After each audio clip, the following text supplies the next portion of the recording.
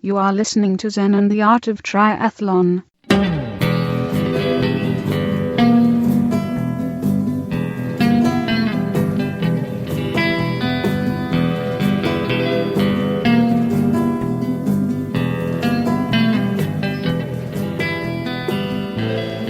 Well, hey there, all you triathlon freaks and geeks, and welcome to another great episode of Zen and the Art of Triathlon, the podcast where we go long on endurance and learn a lot about ourselves along the way. Well, howdy ho, friends and family out there. It's been a little while since I've made a podcast. Been really busy. I'll talk about that more in a little bit because it's has to do with injuries and which I've overcome. So it's not a sad story, and it's changing. And and a little bit of a work situation, and Kai being a teenager and having to do stuff, getting to do stuff with him, like mountain biking a lot. He's right at that age where I get to do a lot of stuff with him, and just been busy.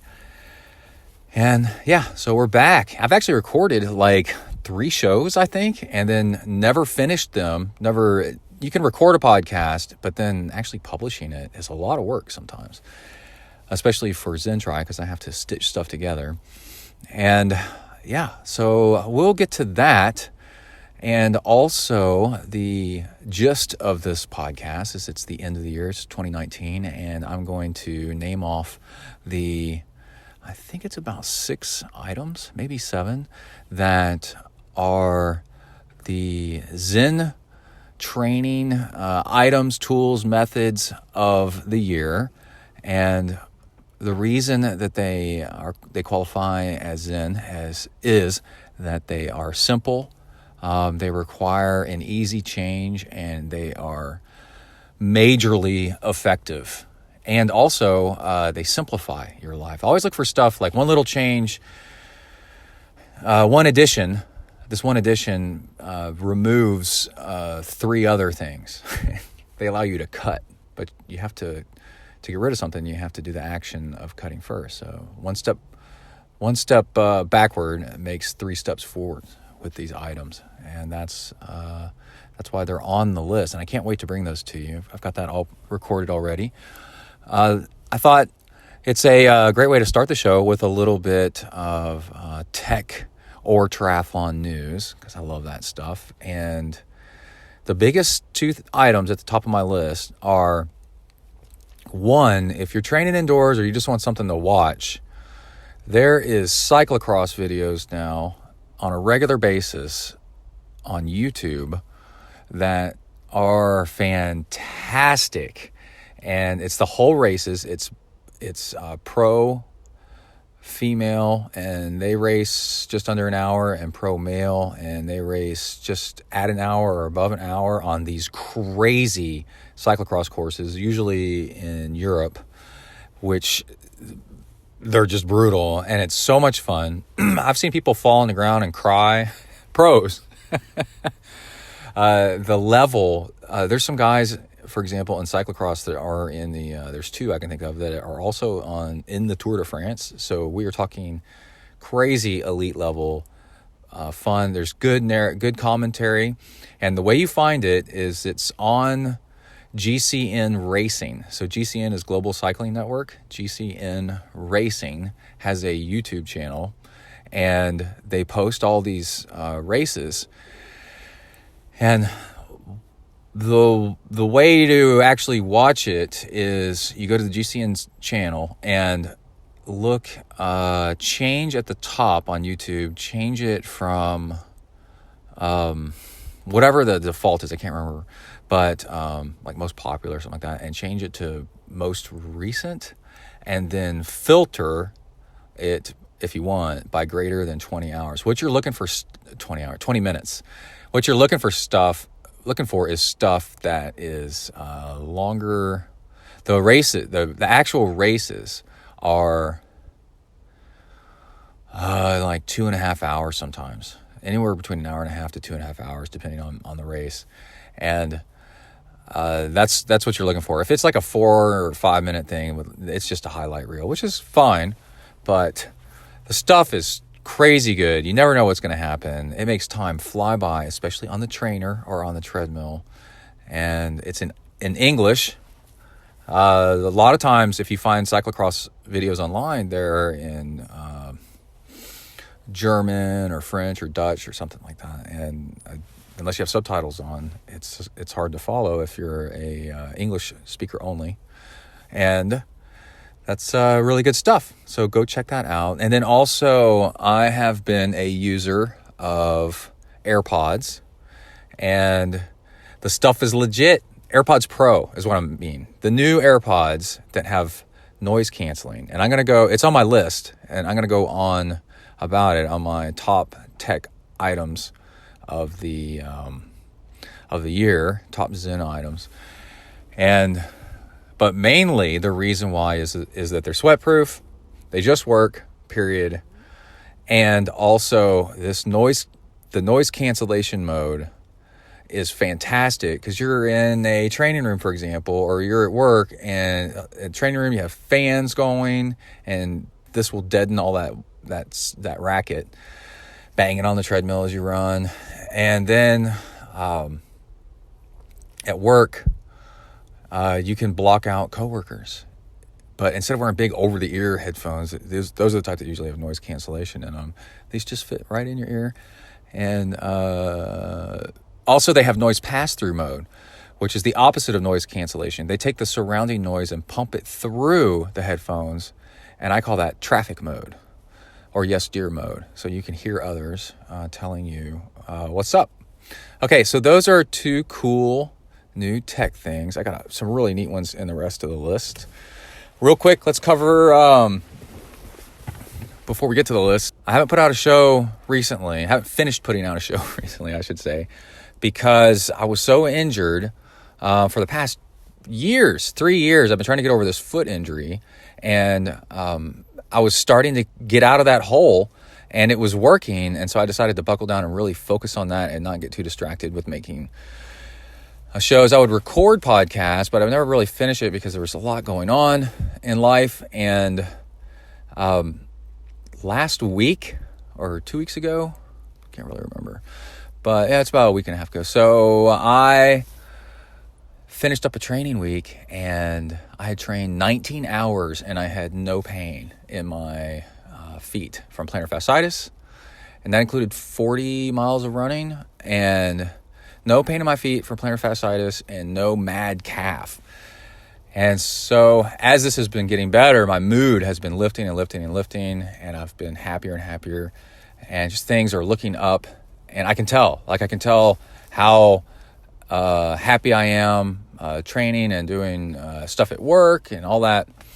And it's really weird, when you're used to doing a lot and then you get injured, it's really depressing. Also, chemically, because you're not getting the endorphins that you're used to. It's a real struggle. And I would find high points and bright spots of where the pain wasn't a problem. And I should mention how I actually fixed it. I've got a YouTube video, by the way, online on how to fix piriformis syndrome. And it's got over 2 million views because it really works. If you want to see that, me a long time ago, it's pretty cool. But anyway, the trick was on the treadmill, and so running outside had too much hills for plantar fasciitis. It would just make it worse. And the reason I knew to keep running and to keep biking was because sometimes it was bad and then sometimes it wasn't, regardless of how much I ran or how much I biked. So it wasn't biking or running, and sometimes it was better if I actually ran and better if I biked than it was the day before. And sometimes if I did nothing, it was worse. So I knew to just keep exercising and to really focus and do a whole lot of A and B testing is what they call it, where you try one thing and not the other, and then try to do it a bunch and then try to narrow down what actually works. So what I figured out at first was running up hills. So running outside had to be thrown out. So I eventually got around to getting a treadmill. That took a year or so to finally do that. And then on the treadmill, I started mixing in hills and a little bit, and that didn't seem to really matter so much, but I was still on the treadmill a lot of times I was having trouble. And then what I realized is I'm so tall that looking down at where the iPad, I have an iPad that I watch, was having me lean over. And then leaning over puts pressure on the front of your feet. That stretches out. If you have injured, irritated plantar fasciitis on the underside of your feet, then that puts pressure on that and makes it hurt. So what I did, and there might be, I don't know if I put a picture of it on Instagram. I'm on Instagram at Zen Triathlon. I put the iPad up high. What I did is I got a floor fan, pedestal fan where it's like 4 feet high or 4.5 feet high maybe. Anyway, I put it on a bike stand, so it was up at like 6.5 feet. It was at my eye level. I'm not 6'5", but I'm 6'3". So the middle of the fan was at eye level, and in the middle of the fan I put a magnet, and on the back of the iPad I put some steel, like a phone holder thing, a magnetic phone holder, and stuck the iPad to the middle of the fan at eye level. And now I'm not leaning over running anymore. I'm running looking straight ahead, and sometimes I have it a little bit too high, and I'm actually kind of looking up, and it took all the pressure off the front of my feet, and boom, I'm running like a champ, and it's fantastic. So good. And that was one thing. And the next was to try to solve this mad calf issue. So mad calf is, for whatever reason, I've only heard about it in one other person, but he said he's heard it from a lot, and that's Dan on Slow Twitch, the famous Dan Empfield. He wrote an article about it a long time ago, and it's where your calf clenches up at night, and then when you walk in the morning, it pulls up on your foot because it's all clenched up. And I don't think he said his eventually finally went away. I don't think he ever said exactly what he figured out was causing it. But that was my last thing to try to work on. And I finally figured out maybe not what caused it, but what was keeping it from healing. And it's swimming without stopping and for an hour.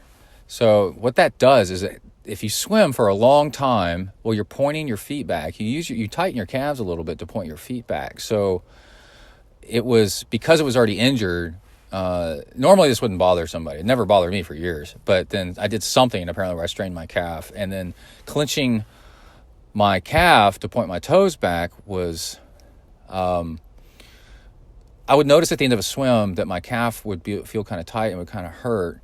And it was really weird because I kept trying to associate, like running or biking with this mad calf thing.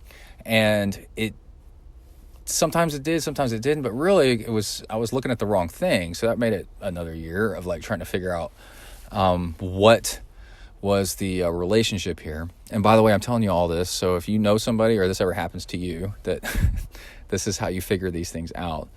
Don't give up and keep trying different things. Because if one day it doesn't bother, whatever your problem is, if it doesn't bother you, then it's fixable, So I started swimming 10-minute blocks, and every 10 minutes stand and stretch my calf out. Not too much, I've learned, because that can make things worse. It strains it again. But stand at the end of the pool. And most of you, probably almost everybody that swims is like, well, yeah, we stop all the time. And I said, well, see, I don't. I really enjoy swimming for long periods of time without stopping. This is killing me, all this stopping. But whatever, it's well worth it to fix something. And I noticed almost immediately that my calf was no longer tightening up overnight, and it wasn't. So in the morning, what happens, I get up in the morning and start walking, and my calf would take forever to stretch out. The bottom of my foot would hurt, and it pulls up on my heel. And then it's kind of like plantar fasciitis and kind of like a heel spur, where it's pain in my heel, but it was actually caused by my calf being tight, not by my plantar fasciitis in both feet. And then lastly, the last little trick that I learned early on, actually, was to stop training on my bike endlessly in sitting down or in arrow position. That actually, what that does is it clenches your feet over time, and standing to pedal on occasion, like say once every 10 minutes. I need to get moving. We need to get the car rolling here. Standing to pedal like once every 10 minutes is what that does is it stretches out your calves and it stretches out your forefeet so they don't get locked up in this tightened position of pressing downward with your feet, which tightens up and irritates your plantar fasciitis and also this mad calf thing. And you may say, well, duh. Well, I was so focused on, this all got started with training for Ultraman and spending endless hours training myself to be in the arrow position for endless hours, because it is legit faster. It's a funny joke on Slow Twitch to say, you people never get out of arrow position the entire Ironman bike ride. Dude, seriously, sometimes people don't. They stay in the arrow position the entire time, and it's faster. But it took a lot of training to get there. Well, in the end, it ended up kind of damaging my calves, of all things. The arrow position I got really comfortable in, or it ends up you're not stretching out your feet enough. I noticed this also when I was I'm in a lane that's real bumpy over here. I noticed when I had back before we had the twin nose saddles that relieve pressure on your crotch, I used to get pressure on my crotch, and then I started riding a fixed gear bike, and on a fixed gear bike you only have one gear, so you need to stand a lot to pedal. Anytime something gets uphill, you actually stand a lot. And then I noticed that standing while pedaling more often, all of a sudden I had no numb crotch anymore, even though I was using the same kind of saddle. I probably moved the saddle from one bike to the other, same position and everything. And it was a moment of enlightenment, of zen aha, of biking zen, where I was like, oh, all you hear all the time is get arrow, get low, get arrow, but that one position, and the other thing that you hear all the time, though, is like repetitive motion in the same position, same form all the time is going to lead to some sort of weird injury, repetitive use injury, like what's that, carpal tunnel syndrome, sort of. And yeah, that's it was a moment of revelation where I was like, actually, it's healthy. It may not be as fast in the short run to be in the arrow position or never stand up and stay low the entire time, but man, maybe just save that for races only, and don't get really good at that. That's not something to get really good at. The thing to get really good at is not getting injured, and not getting injured means vary your position more than you think you need to on the bike. And let's see, the other things is, oh my gosh, work. I got slammed with extra projects, short on staff, so there's all that. So anytime I had a spare moment, I was just exhausted from work. And then the two fun things with Kai is Boy Scouts and camping and backpacking and mountain biking, which reminds me, upcoming shows. Kai's back on the mountain biking team, and he's an excellent mountain biker, so this should be good unless he gets injured. They have a race season coming up. Texas is really big on their schools have mountain bike teams, and so we're going to 4 to 6 races or something like that all around Texas to go do mountain biking. And I got a new mountain bike, which I mentioned on the last podcast, and it's fantastic. It's an inexpensive mountain bike as far as what it could be. I got it on sale, I think, for $1,100. It was last year's model, so it was originally like $1,400, $1,500 maybe. And then I put electronic shifting on it, which SRAM has made, SRAM axis, which I talk about in my list of Zen things. And it's just glorious to ride. And so Kai and I have been mountain biking our butts off and spending time together doing that. So upcoming shows, we'll cover some of the mountain bike racing scene. And Kai likes doing Xterras, and I do too. I did 2 last year. But anyway, that's enough stuff about catching up with the show. I need to end this so that I can get it done, and then actually we're finished recording the podcast and mix it down to I call it mix it down to an episode, and then get it out there for everybody. All right, so let's go ahead and move on. Here is your top items of the year of 2019 of Zen Tech methods and training and cool stuff to make your life easier for next year. All right, here we go. All right, here is our list of the most Zen Tech advancements, products, ideas, methods of 2019. And as I said earlier, these are not all 2019 things. Some of them are ancient, both relatively and literally speaking, and not literally. But you know, if it's electronics, then 5 years ago is ancient. I work with people, some of them I'm in my 40s, I work with some people in their 20s, and it's absolutely crazy. They have no idea what I'm talking about with stuff so long ago. I'm starting to sound like my old bosses when I first started out. Back in the old days, they're like, tell us more about stagecoaches, boomer. My parents are boomers, not me. Okay, the first one is the Garmin Varia. And what this is rearward facing radar on your bike, so you can tell if a car is coming up behind you. And I actually don't own this. And when I was making my list of things to talk about on this podcast, a good show topic,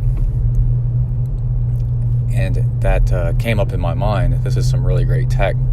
And actually, I believe it came out, a year or two ago, maybe 3 years ago, but it's really taken traction over the past year. I thought to myself, crap, I didn't ask for this for Christmas when I could have, because, as Christmas was coming, I had family members saying, hey, what would you like for Christmas? And I should have thought about this.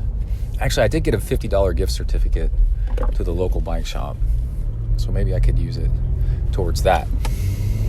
Okay, so what it shows is on a compatible bike computer, and you need to make sure that you have one of those before you get all crazy buying this thing. It'll show along the side of your bike computer in the screen dots for vehicles that are coming up behind you. And the reason that this is so useful and so zen and everything is this goes on our list of things that are kind of easy to use, but can make a huge difference in your cycling. So if you make cycling safer with a tiny little thing, then this has a lot of impact. And the downside is if you're biking in a congested area, the thing's going to be going off all the time. I guess you can just turn it off. But if you're biking in semi-rural to rural country roads, which are great for long distance riding, then this thing will go off, and I think it beeps too. Well, I'm not going to speak too much on it. DC Rainmaker does a lot of reviews on tech stuff, and he's like the Bible on whether stuff works or not. And you know what? He's become like the Sheldon Brown. Old school people know who Sheldon Brown is. And how you, it tells you that there's cars kind of behind you, and I think you can do some settings and, make it more or less usable, and it's just some really good stuff. But my problem is when I go out biking and I'm riding one of these roads and I'm in the lane because there's no shoulder. And if you're on a tri-bike, for example, or if you have on a regular bike and you have a tailwind, you can be moving kind of fast, pretty fast. And if an obstacle comes up in your way, you need to dodge. And in America, United States, you dodge left into traffic, swerve left. Next thing you know, you don't know. If you swerve, you might get hit by a car behind you. If you don't swerve, you could hit the obstacle and crash. So wouldn't you be happy to know that there is a car coming up or not, so you can swerve a little bit around this pothole or wrench that's in the road? And the other reason why is hydration and fueling, or adjusting something while you're riding your bike. If you are riding and you want to take a sip of water, and you got to reach down between your legs and ease the seat back. I'm kidding. Reach down between your legs and grab a water bottle. You got to do some stuff, How would you feel smarter doing that if there's not a car that's right behind you and about to pass you?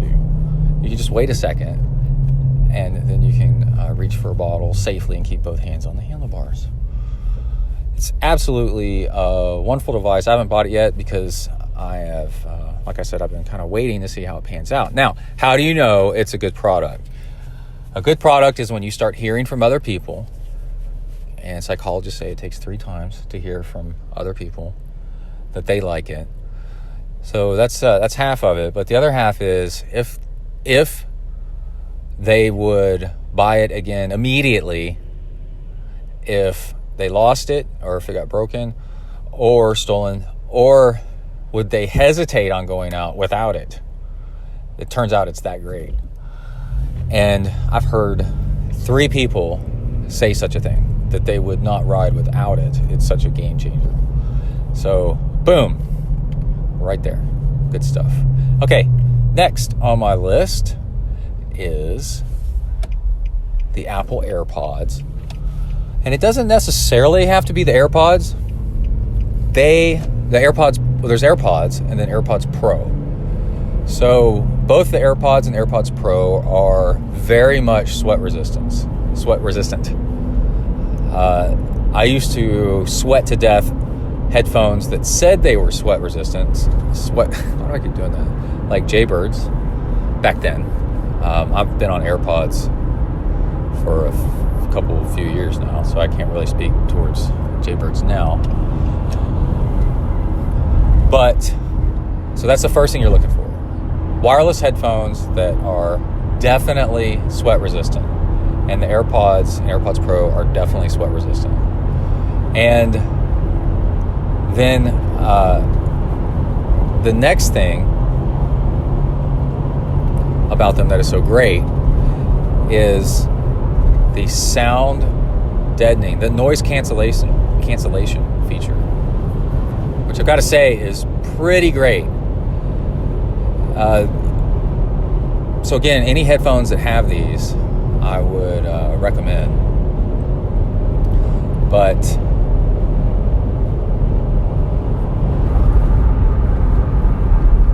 on the AirPods, they have AirPods Pro, they have a little stem that sticks down, which is kind of handy. The downside of AirPods is I wish they had longer battery life. So if you're a fan of something else besides Apple and you want one with longer battery life, go for it. That's not my point. My point is sweat-proof and noise cancellation in a tiny, easy package to deal with that don't fall out of your ears. And the AirPods Pro definitely do that. Long press, you can set up the presses for what you want on the stem, and the world goes from being annoying and loud, and I'm on the treadmill running and it's squeak, squeak, squeak, and the fan's running, and whatever else going on in the other room, it's all distracting, it's ruining my Zen, to this The outside noises are still there, but they're deadened to the point of where you just barely notice them. I walk into the gym, and I don't want to hear whatever terrible music they're playing. And I want, AC/DC Back in Black. I've heard it enough times. I get the point. And I want to hear my music as I'm trying to be relaxed and chill and kind of think on my way to the pool, through the gym. And it's nice. They also have what I call yes dear mode, where a long press and they make a little tone, and the headphones go from noise canceling to noise enhancement. And I would also call this probably traffic mode, although I haven't ridden with them yet in traffic on the road. But what they do is, instead of noise cancellation, they do noise enhancement. They take the sound on the outside of the headphones. They use the microphones that are used to be there only for like doing phone calls, and they actively, purposefully pump the sound through the headphones into your ear, so you can better hear these sounds around you. So it's kind of like wearing those headphones that work only on your temple, but probably way better. In fact, I know way better. Bone conduction headphones, where they you can hear everything going on around you. And you can hear everything going on around you, and it's instead of blocking out the world, it's actually, you can hear your podcast or music plus the world going on around you. So it sounds like it's great for traffic. I'll have to update on a future podcast what that's like in traffic or riding down a road into the wind. Because one thing that makes it really hard to hear traffic around you is if you're riding into the wind noise. Another good reason to have that Garmin Varia thing. Which I should mention, the Garmin Varia thing just clips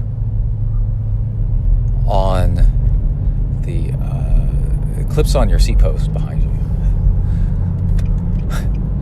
Forgot to mention that at the beginning. Sorry, I haven't recorded a podcast in a little bit, and I'm trying to get back into the groove here. Anyway, I need to ride into the wind and see if I can actually hear traffic around me better, because they do block out air rushing past your ear canals just by the fact that there's something in your ears. So I wonder, good future science experiment. All right, another item is a digital scale that transmits your weight to your phone. So I can think of 3 brands, Withings, but I don't know is Withings still its own brand? But I bought a Weight Watchers one for relatively cheap, and was really surprised with how well it works. And my buddy Morgan bought a Garmin one, and I'd forgotten that Garmin actually makes one. So I doubt that the Weight Watchers one connects to Training Peaks. I mean, maybe it does, but the Garmin one does. So you stand on your scale, and then it connects to your phone, and then on your phone, you can log a graph, which is really what you want. You want to be logging, progress, direction, how are things going, and that way, so you know. Information is the key. And you can say, oh yeah, I've been doing this lately, and my weight is going up day by day. Which way is it trending? And then you start to ask yourself why. The other big bonus is these scales. And again, I think mine was about $50 at Target. The Weight Watchers. It just says WW on it, and then that means Weight Watchers. But they track, things that are important, like your bone density and stuff like that. But for us endurance athletes, one huge thing is not really your weight, but your hydration level. It'll tell you how hydrated you are. And that is huge. You get up in the morning and you're dehydrated because the scale is showing you a graph on your phone. And you can look up history and all that stuff because it's on your phone now. Or on a website. You can say, oh man, I am dehydrated. I'm not going to feel good today unless I start plumping up with a little bit of water and extra sodium. And then you can start to see a pattern and do that. All right, when we come back, we've got more. And I have one I think next I'll do the one that's really ancient. But it's got a cool tech side to it. And we'll be right back. Hold on.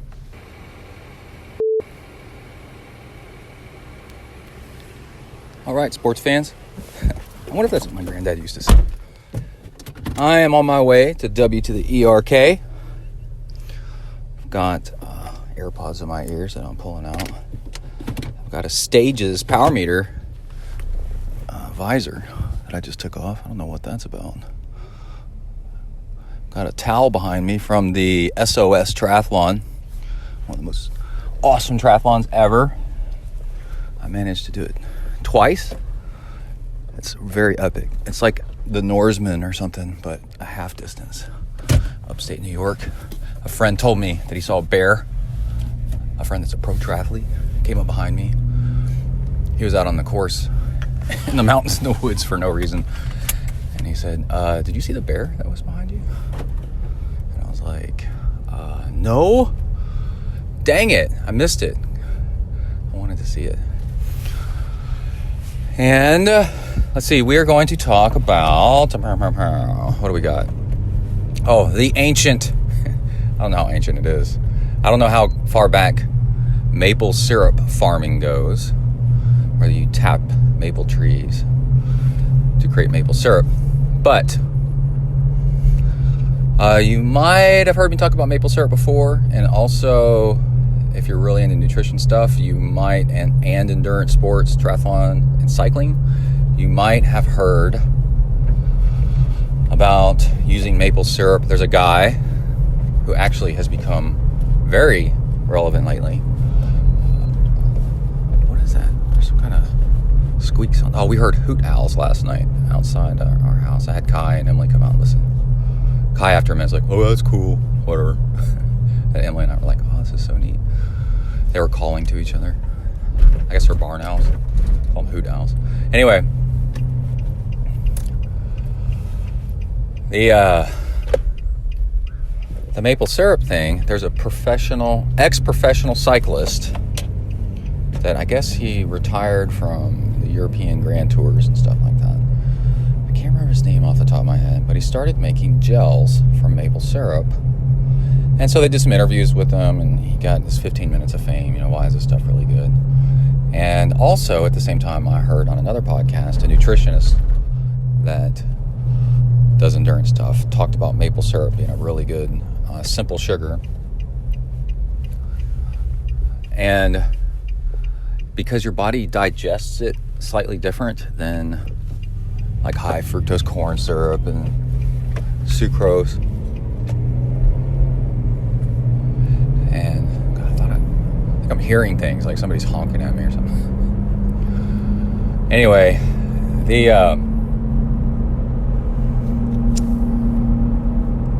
then this guy, very recently, I was listening to, you know how like gravel riding is becoming a huge thing, gravel bikes and all that stuff, and that's a separate podcast. But in general, mountain biking's turned into so extreme that people have discovered that gravel riding, you can ride long distances without much traffic, and it's a lot like mountain biking. It's adventurous, it's fun.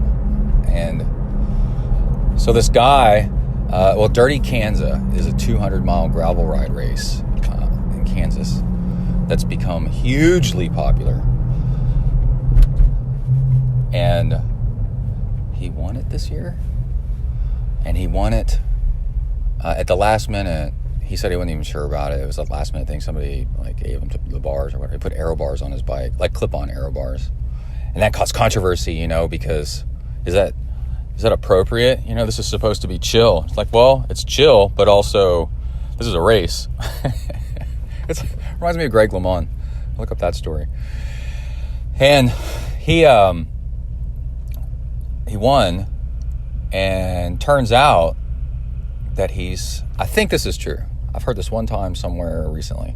He's the same guy that does the maple syrup gels and maple syrup fuel. Well, I've actually been using maple syrup as a fuel for a long time.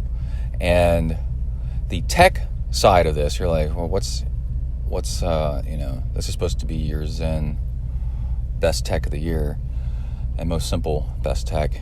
Well, the tech of maple syrup is three things. One is it digests slightly differently, a little bit slower, so you don't get a sugar spike and a crash as much. And part two is it mixes instantly with anything, so you don't have to spend a lot of time shaking. It just mixes. It's really great. And then three is that it's not sticky. So when you get Gatorade or any other kind of sugar on, spills on your handlebars, spills on the floor. Last night we were walking around on some concrete doing some Boy Scout stuff, and we were standing for a while and then started to walk, and our shoes stuck to the pavement, and somebody had spilled Gatorade. And I mean, I've been using maple syrup probably for 3-4 years or more. And when, because it's not if, but when you spill your sugary drink, your fuel on stuff, it doesn't become sticky. And then, remember I said it mixes instantly with water, it rinses right off. That is some really cool stuff. So it makes your life a whole lot simpler. But you may be saying, Brett, I go to the grocery store and maple syrup is crazy expensive. It's in these glass jars and it's like a tiny amount. Maple syrup is about 60 calories, I think, per tablespoon, by the way, just like glucose and whatever kind of sugars. But there's actually a trick. You go to the grocery store and you look for the large containers of maple syrup. So they're kind of tan beige and they look like little maple syrup containers, but they're plastic, and they have a little handle on them like they're little maple syrup things. And that is for what you get. When you look at the price per ounce, it is actually very inexpensive, especially because you're only using like a tablespoon or two at a time per workout, per hour. It's actually really inexpensive, and that's the way you buy it. Don't buy it. I guess the first time you try it, buy it in a small thing so you don't have tons of it, but the stuff is just awesome to have around. And then it doubles as pancake syrup, as it should be. It's got a buttery flavor to it. It tastes awesome. So I mix maple syrup plus some salt plus maltodextrin powder, which you can order online, and make my own fuel. So maltodextrin is complex carbs, and the maple syrup is simple carbs, and it's just wonderful. It tastes fantastic. So that is your ancient tech that might be something that you want to try out if you haven't tried it out yet. And then another item, and then we need to get off the mic, is a armband optical heart rate strap. So I've got the Scosche Rhythm 24 that I bought used from somebody else that had one that just wasn't using it anymore. And thank you very much. Turns out I use it all the time. But the reason I use it is because a heart rate chest strap, when you put it on and you've used it recently, and even if it's not sweat, even if you've rinsed it and it's kind of wet, and if you work out a lot, it's always wet from your last workout. And putting that thing on across your rib cage when it's wet is cold. It sucks when you put that on in the morning. So I'd put it on, and then I'd around my waist, and then around my shirt, kind of get it warmed up first, and then put it across my chest, and then use it. And it's chest strap's going to be your most accurate. And I haven't used the optical in a race yet, but I definitely would. But, oh, by the way, I think I'll mention at the beginning of the show, I managed to get in 19 hours of training this week. That's really cool. By the way, let's see, go back to the skosh. It's putting it on your forearm doesn't bother you at all. You're like, oh, it feels cool. Like, you're like, oh, okay, that's nice. And then that's it. It lasts like 12 hours or something like that. And you put it's got a rechargeable battery, so you put it back on a charger. And it looks cooler than a chest strap, maybe, if you're paranoid about that. I have a Garmin Fenix watch that has the optical thing in the wrist, but it turns out that watch is kind of heavy, and that heaviness makes it bounce on my wrist, so I have to tighten it down on my wrist to get it to read correctly. If I don't tighten it pretty tight around my wrist, then I get a bad reading on the heart rate. I get an elevated heart rate by about 20 beats. And that's not good. You don't want that. And so but then if I tighten it down, either during my workout or later in the day, if I forget to loosen it, I end up getting a numb hand. I've got a little bit of nerve damage in my left hand, so my nerves can go numb. My limbs can go numb a little bit easier than most people. Not much, but a little bit. It's a thing. It's a genetic thing I've got. And but I wouldn't say it's that uncommon. A lot of people might experience this, that wearing the Garmin watch or whatever kind of watch you have that's tight enough to get an accurate reading might cut off your circulation and be annoying. And I like to wear mine a little bit loose, just a little bit, just so my hand doesn't go numb. If my hand goes numb and it's cold outside, my pinkies go numb and then it starts to hurt. So I don't like that. So wearing the one around my forearm on the other arm actually doesn't do that, and it works pretty great. Now, you don't need the Skosh Rhythm 24. It's just the one that I picked out because it seemed to have most of the stuff that I wanted. It concerned me that the Wahoo one might fall off during training, people said. But reading reviews and stuff like that, you can go find one that you really like. If I lost it, would I go out and buy another one immediately? Probably not immediately. I would probably go back to using the chest strap for a little bit, just to prove to myself whether or not I really care. And then after a while, I'd be like, man, this thing sucks. And then put the go get another Skosh or whatever, another wrist one. And I also like it that it's smaller. It's just not as much, not the strap that's 3 feet long that you got to keep track of. It's it's smaller, it's more compact. So when you put it on, I put it on a little table next to my treadmill or next to my training bike indoors. It just goes there. It doesn't hang all over the place. So, okay, that's it. I'll be back. I got several more things out. Bang. All right, we are back for some new items. One of them I just thought of. A couple of them I just thought of. Wanted to add to the list real quick. Hey, are you buying a new car?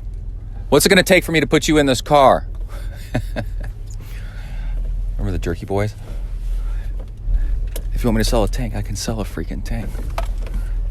Anyway, a really cool tech item that I'm dying to get in my own car has popped up in ZenTri nurse Emily's car, and it is adaptive cruise control which you may say, yeah, I've been hearing about that. That's not a big deal. Okay, but there's a certain type and a certain, anyway, it's not just adaptive cruise control and lane keep assist. Emily got a Volkswagen Atlas last summer, so I guess it's a 2019. And the reason I'm talking about this is if you buy a new car or used car and it's your road trip car to go do races, for example, you got to drive a long distance, and it doubles as a maybe it's your work commuter, because this one thing is so cool. You want to make sure it has adaptive cruise control that goes all the way down to stop and go. So all the way, the cruise control will slow down the car automatically if the car in front of you slows down to a complete stop. So lots of cars do this. It's like 50-50 from what I can tell. Lots of cars do it, lots of cars don't. I think Nissan might do it, but Honda, for example, when I was looking at the Honda Ridgeline, does not do this. Once it goes below 20-something miles an hour, 25 miles an hour, the adaptive cruise control quits. And so that includes Honda Passport, Honda Pilot, stuff like that. So the reason that you want it, and also with lane keep assist. Now the Volkswagen Atlas doesn't have the best lane centering. What it does is it kind of plays bumper cars. If you start hitting the edge of the pavement where there's a white line, it'll keep you from going off the road. But it doesn't really keep you in the middle of the lane.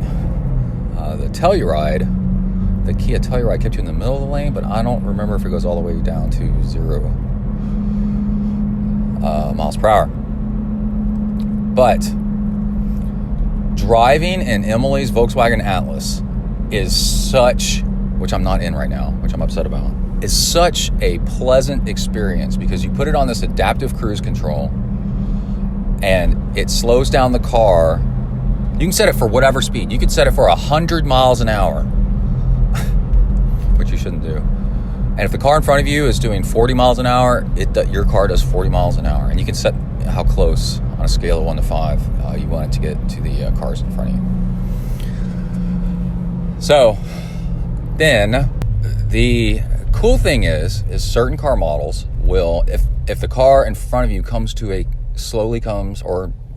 abruptly comes to a complete stop, your car will come to a complete stop as well. And then the trick is, this is called, I've heard it referred to fondly as traffic jam mode. The car in front of you starts speeding up again, your car starts speeding up again, all the way down to 0 miles per hour. All you have to do, if it goes down to 1 mile per hour, you don't have to do anything. If it goes down to 0, all you have to do is tap the accelerator. You don't ever have to use the brakes. And it is amazing. My work commute is going to change pretty soon, where I'm going to have to go through a whole bunch of traffic lights and stuff like that. And I'm going to reward myself with a new car because the ZenTri Mobile Studios here is getting kind of worn out. So I'm going to get a car, and I've been shopping for one that makes sure that it goes all the way to a stop and will resume to whatever you set the cruise control to without banging into the car in front of you. All you have to do is just tap the accelerator and it'll do it. So the reason I put this on my list is because it's built in, it's simple, it's a choice. You need to make sure that you get a car that actually has it, and it's something you don't really have to think about once you have it, and it makes A, things safer, way safer, and B, driving across, we've driven to almost to Colorado and back. We've taken long trips, 3 hours, and the car is a joy to drive because you just set it to the cruise control to the speed limit, for example, and every once in a while you touch the steering wheel and it's keeping you safe. It is absolutely amazing, and actually it's kind of fun to watch the technology do its thing. Okay, next thing. I was going to say, I'm going to say the most expensive for last, but that's pretty expensive. It's just a choice, though. Whenever you buy your next car, make sure it's got that.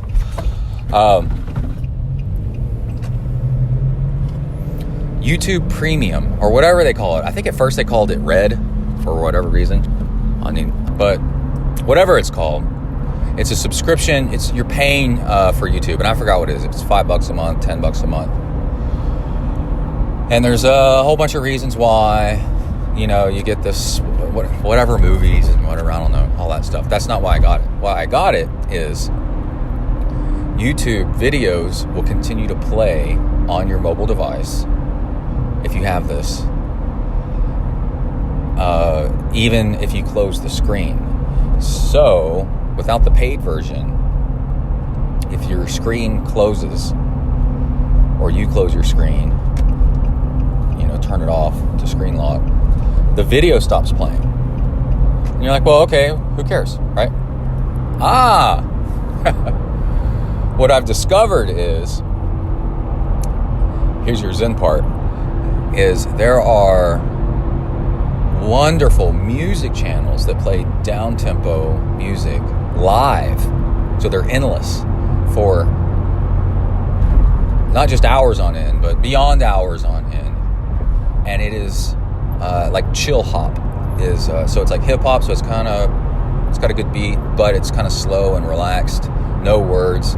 It is so good to run and to bike to just kind of work on a task. It is wonderful, and it's always varying because it's live. You don't know what exactly you're going to get, so you're not hearing the same stuff over and over and over again. And these are on YouTube. And what they do, instead of really a video, it'll be a video, but the video just barely changes. And a lot of times it's like a cartoon character in a relaxed scene or something like that. It kind of depends on what style of music you're listening to. Where in the background, let's say there's cats in the background, like cartoon cats just kind of sitting on a kitchen counter or something. Every once in a while, one of them will blink, and then every once in a while, one of them will like lick his paw. And that's the amount of movement. That's pretty much it. That way you can tell it's moving, but then that's it. So then you turn your phone off, and you can just listen to this while chilling out and doing whatever. It is amazing. That's what I put on when I need to go through my morning to-do list and think about what's up. Okay, I may be wrapping it up, unless I think of something after this one. But my last item on the list is a really expensive one, and I'm going to tell you how to get it for cheaper, is electronic shifting. Electronic shifting, I got it a few years ago on my triathlon bike, and it is so amazing that this time I got it on my mountain bike. And the trick to get it for way cheaper is usually it comes on a more expensive bike, a bike that's really high end. But what you do instead is you talk to your bike shop and you say, I want a mid-range bike, right? But see, the mid-range bikes won't come with electronic shifting. And honestly, the difference in components between a mid-range or a low-range bike and a high-range bike is not noticeable. Usually it's just weight. That's it. And if you're like me and you weigh 180-something pounds, then half a pound doesn't matter statistically. It's so negligible. It's really aerodynamics that matters more than anything. And the thing to do is say, hey, so on my Trek, my triathlon bike, I said there was a 7.5 model, which has a heavier, it's carbon fiber, but it's a heavier weave of carbon fiber. And I'm like, okay. It weighed like half a pound more or something like that than the 9.0. And it cost like $3,000 less by the time all the components were added up. And I said, okay, I will take the Trek, it was the Trek 7.5. I'll take the Trek 7.5 speed concept. But hey, bike shop, the components that come on it are like a mix. They're probably all Ultegra.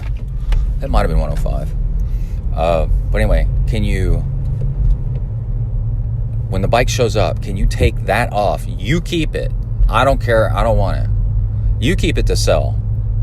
And then put on an Ultegra electronic shifting instead. And they said, yeah, sure.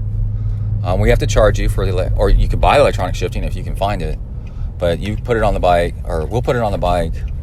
You just have to give it to us or buy it. And so I ended up with a bike. Oh, and then you get a little bit of a discount. You say, hey, you're keeping all this stuff that I'm not going to use, and you're going to be able to resell it. So maybe you can give me a little bit of a discount. And they're like, yeah, no problem. It was amazing. And then so I have a Trek Speed Concept 7.5, which aerodynamically, if that's a word, is exactly the same as a 9. But I have a 2015. And literally, it's like, or maybe 2016, but it's the exact same aerodynamic profile as the Trek Speed Concept 9, which costs thousands more. And but it's got Ultegra electronic shifting on it, which cost me about probably $800 to $1,000 maybe to add on in the end.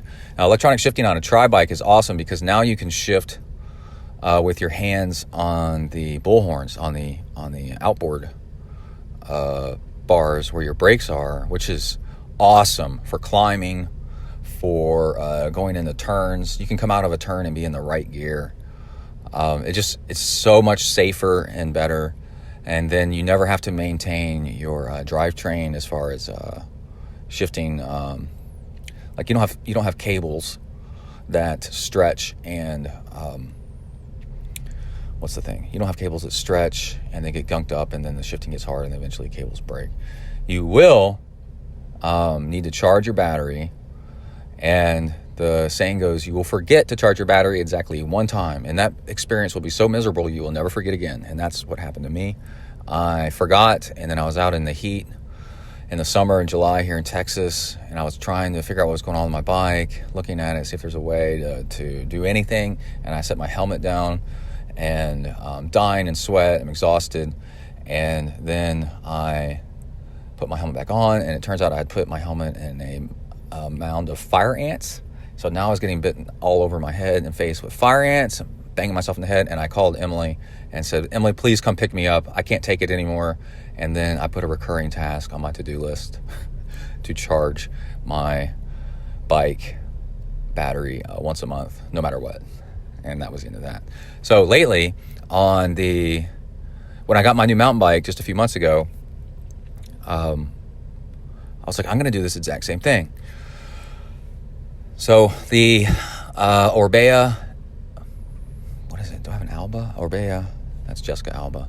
I have an Orbea, I can't remember the name of it, but it comes, it might be an Alba, Orbea Alba. Anyway, it comes, certain levels are kind of inexpensive, and then boom, carbon fiber, super expensive. And then eventually, now they've got electronic shifting. SRAM made electronic shifting, but that wasn't even really an option yet on bikes because it's so new. And but it's been out about a year, and I talked to the bike shop, and I needed a new mountain bike, and I said I will buy that very inexpensive Orbea because it's alloy, it's aluminum. And I will save money because the aluminum weighs half a pound, more than whatever it is. It's not much than the carbon fiber one. I will save a ton of money. And I'm mountain biking. So carbon fiber is fragile. And if it takes a hit from the wrong direction, you could break it. And I said, I will take the alloy one, which was way less expensive. But let's put electronic shifting on it. Take the old components off. Bike shop, if you would. And they said, yep, absolutely. They ordered the electronic shifting, SRAM Axis, AXS is how they spell it, and they put it on. And then I had a new mountain bike. I did lots of reviews. I did lots of studying on the electronic shifting to see if it was worth it. It's like $1,000, and but the reviews came back like this. If you are pressed for time and you just want to ride your bike and you don't want to mess with always adjusting your drivetrain and things getting out of alignment, and or you ride very long distances, And what happens at the end of a multi-hour bike ride, your components get gunked up, and it stops shifting as well, and it starts affecting performance. Like, so if you race long distances, then yes, it's worth the price. And I thought, this is exactly my issue. As a triathlete, I'm always swimming and running, not just biking, so I don't have time to mess with the drivetrain as much. I'm always going out riding and then fiddling with the drivetrain. It's like my pain point is the shifting not working exactly right. And also I do long races, and I had a long race coming up, off-road race, and that's what I enjoy. And so that's why I got it. And it turns out it's awesome, absolutely awesome. I could tell at the end, it's my previous podcast, at the end of this 5-hour duathlon that I did, 12 different 6 different back and forth, so 12. It started with a swim, so technically it was a triathlon.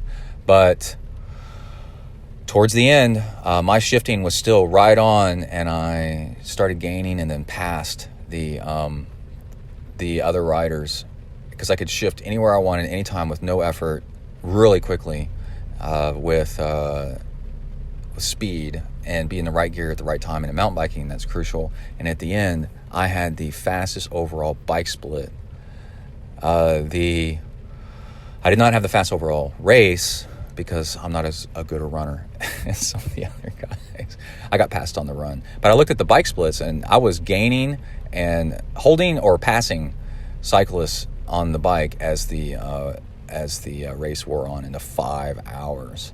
So that was pretty good stuff. All right, I got to go into W to the ERK. Got a lot of stuff to do today. Very excited, and we'll be right back. Hold on. All right, everybody. That's a show. Let's go ahead and wrap it up. You know, I was editing down the audio, mixing down the audio, editing down the audio for the show. And I like to do that, and then at the end record one last outro bit, just in case I missed something, there's any like cool Zen news or anything like that. And I was listening to the audio, and man, I sound like spaced out all over the place. And it's a combination of two things. One, I haven't recorded a show and put one together in a little while. So trying to get back in the groove of things is difficult. And, you know, it reminds me of telling people, coaching people on what to do if they haven't swam in a while, and they're gonna, or they haven't swam really hardly at all, and they want to start swimming. The first workout is just get to the pool, and if you can, get wet. See if you can get in the water. It is so difficult to start swimming again if you've taken a break from it. You forget your gear. The pool is closed. They're teaching an aerobics class. That happened to me the other day. I went later than usual, and I got kicked out of the pool partway through the workout because there was an aerobics class.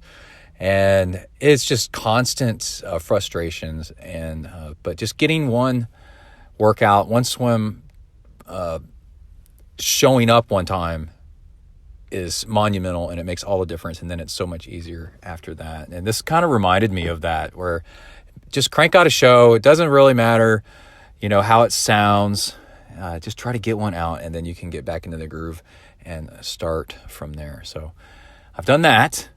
And the other thing is I was trying a new recording method, a new recording piece of software, and I was kind of fiddling with it and not 100% faithful, believing in it that it would work. It turns out it did worked pretty great, and I'm going to continue doing that. And actually, it's something that makes recording and editing the shows. It's really the editing part that's the big problem. It makes editing shows a whole lot easier, so I can get it done faster, and that's actually been my pain point. In Zen, which is an offshoot of Buddhism, actually, Buddhism is about finding where the wheel is stuck and then getting it unstuck right there. That's where your problem is. You point to it, you go, that's your problem. So my pain point is actually editing the audio efficiently in a time efficient manner that gets it done and out of the way, along with all the other stuff I try to do in life. And that's what was actually holding me up. And I think I might have found a really nice way of doing that that's more streamlined and efficient. And that's that, because I've got to edit out all these uhs and does and pauses and things that I might have recorded that don't sound good, or I don't want in the show because they've changed, or, whatever, who knows. And that actually takes some time. I've got to review all the audio, and it sucks. It actually sucks trying to do all that. And that's the actual big time issue. Okay, so now that I've made plenty of excuses and promises, let's go ahead and wrap this up. If you want to follow ZenTri on Twitter, we are Zen Triathlon on Twitter, Zen Triathlon on Instagram. A lot of what I post on Instagram gets double posted over to Twitter. I don't do Facebook. I hate Facebook. And I do have to do Facebook for one thing, but it's not triathlon related. It's an organization for my son's, one of his things that he's in. And then the other thing is, my email is texifornia@gmail.com. You can get in touch with me there. And also the website, zentriathlon.com. You can go through a huge back catalog of episodes and see if there's anything there that you like. All right. Here's to a new year. Hope you enjoyed it. And we're going to do lots more stuff coming up. All right. Everybody stay safe out there. Work the uphills. Cruise the downhills, and keep the rubber side down. Out.